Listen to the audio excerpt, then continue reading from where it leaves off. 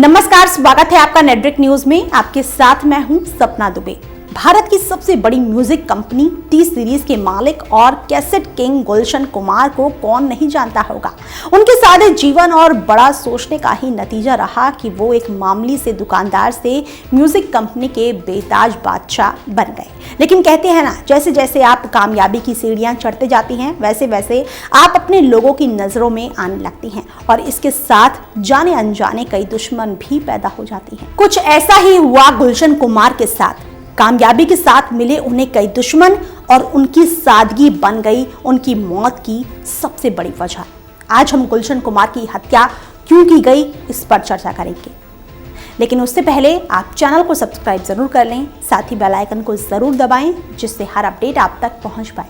अब आगे आपको गुलशन कुमार के बारे में बताते हैं। 5 मई 1951 में दिल्ली के एक पंजाबी परिवार में जन्मे गुलशन कुमार बचपन से ही कुछ अलग करने की खोज में रहते थे। बचपन के दिनों में वो अपने पिता चंद्रभान के साथ उनकी जूस की दुकान पर काम करते थे।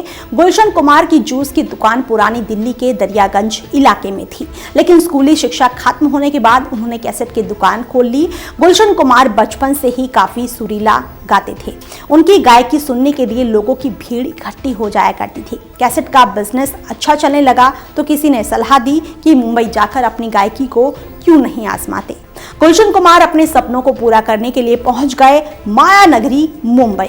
उन्होंने मुंबई जाने से पहले उत्तर प्रदेश के नोएडा में टी सीरीज म्यूजिक इंडस्ट्री नाम से रिकॉर्डिंग स्टूडियो शुरू किया।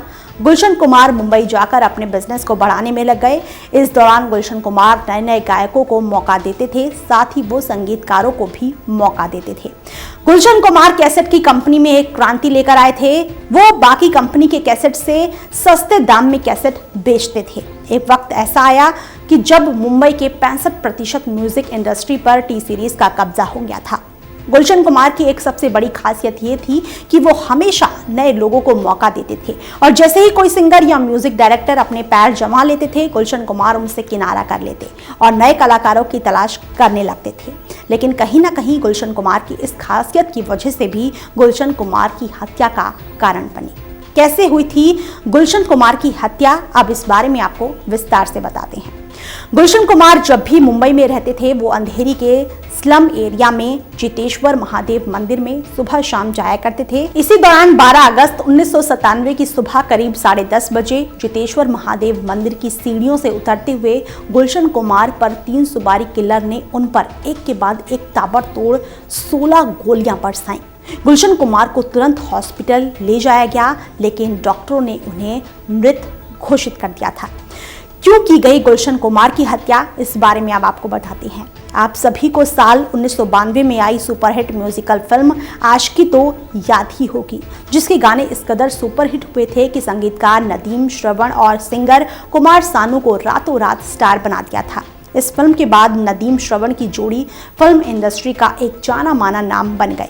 गुलशन कुमार ने इनके फेमस होने के बाद अपनी आदत अनुसार नदीम श्रवण से किनारा कर लिया। इस दौरान नदीम श्रवण ने एक एल्बम बनाया, हाय जिंदगी, जिसके कई गाने खुद नदीम ने गाए थे, लेकिन गुलशन कुमार ने उनके बनाए एल्बम को प्रमोट करने से इनकार कर दिया। हालांकि गुलशन कुमार ने नदीम के गानों को प्रमोट भी किया था, लेकिन गाने लोगों को पसंद नहीं आए। नदीम गुलशन कुमार की इस हरकत से काफी नाराज हो गया। ऐसा माना जाता है कि नदीम के रिश्ते अंडरवर्ल्ड से थे। उसने दाऊद इब्राहिम के भाई अनीस इब्राहिम, साथ ही रहे अबू सलीम को गुलशन कुमार को धमकी देने को कहा था। नदीम चाहता था कि गुलशन कुमार उसके गानों को प्रमोट करे, लेकिन गुलशन कुमार ने नदीम श्रवण के गानों को प्रमोट करने से इनकार कर दिया था। इसी बात से नाराज होकर नदीम ने अंडरवर्ल्ड का सहारा लिया। 5 अगस्त 1997 और 8 अगस्त 1997 में गुलशन कुमार से 10 करोड़ रुपए की फिरौती की मांग की थी। कहा जाता है कि गुलशन कुमार ने पहले फोन के बाद पैसे दिए थे, लेकिन दूसरी बार में पैसे देने से इनकार कर दिया था। इन दोनों की धमकी भरे कॉल में एक बात जो सबसे हैरान करने वाली बात थी, वो ये थी कि दोनों ही कॉल में गुलशन कुमार से कहा गया कि वो नदीम के गानों को प्रमोट नहीं कर रहे हैं। इस धमकी की कॉल के समय गुलशन कुमार के भाई किशन कुमार उनके साथ थे और उन्होंने खुद धमकी देते हुए सुना था। कहा जाता है कि गुलशन कुमार ने दूसरी कॉल के दौरान कहा था कि वो इतने पैसे माफिया को देने के बजाय माता का भंडारा करवा देंगे। इसके बाद 12 अगस्त 1997 को सुबह करीब 10:30 बजे जितेश्वर महादेव मंदिर के बाहर 3 शार्प शूटर ने उन पर गोलियां बरसाईं और गुलशन कुमार हमेशा के लिए दुनिया को अलविदा कहकर चले गए। कौन था गुलशन कुमार की हत्या का मुख्य आरोपी, इस बारे में अब आपको बताते हैं। गुलशन कुमार की हत्या के बाद पुलिस ने छानबीन शुरू की। पहली बार ऐसा हुआ था जब फिल्म इंडस्ट्री और अंडरवर्ल्ड के बीच का संबंध खुलकर सामने आए थे।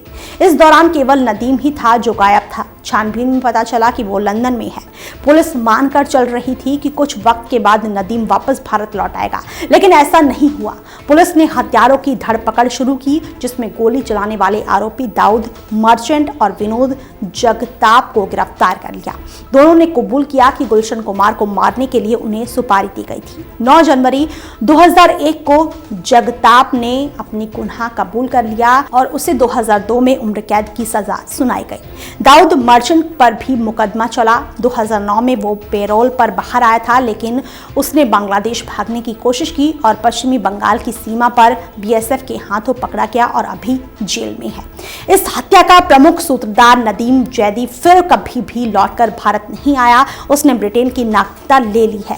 हालांकि नदीम को लेकर भारत सरकार ने कई बार उसे लाने की कोशिश भी की, लेकिन ब्रिटेन सरकार ने सबूतों को अपर्याप्त बताकर नदीम को देने से इनकार कर दिया। गुलशन कुमार की हत्या के मामले में एक और कैसेट कंपनी टिप्स के मालिक रमेश दुरानी पर भी इल्जाम लगा था कि उन्होंने गुलशन कुमार की हत्या के बाद शार्प शूटर को 25 लाख रुपए दिए। हालांकि इस बात की पुष्टि कभी नहीं हो सकी। गुलशन कुमार की हत्या के मामले में सबसे बड़ा नाम अबू सलेम का सामने आया था, लेकिन अबू सलेम पर भी गुलशन कुमार की हत्या का मामला अभी तक चलाया ही नहीं गया। अबू सलेम पर 1993 बम धमाकों का सरगना होने का मुकदमा चल रहा है। अबू सलेम को पुर्तगाल जेल से लाया गया है, लेकिन पुर्तगाल सरकार ने भारत सरकार से एक संधि की है कि वो अबू सलेम पर केवल बम धमाकों के मामले में ही मुकदमा चलाएंगे। गुलशन कुमार की हत्या के मामले में अबू सलेम को कोई सजा नहीं होगी। इसके साथ भारत सरकार अबू सलेम को 25 साल से ज्यादा जेल में नहीं रख सकती है।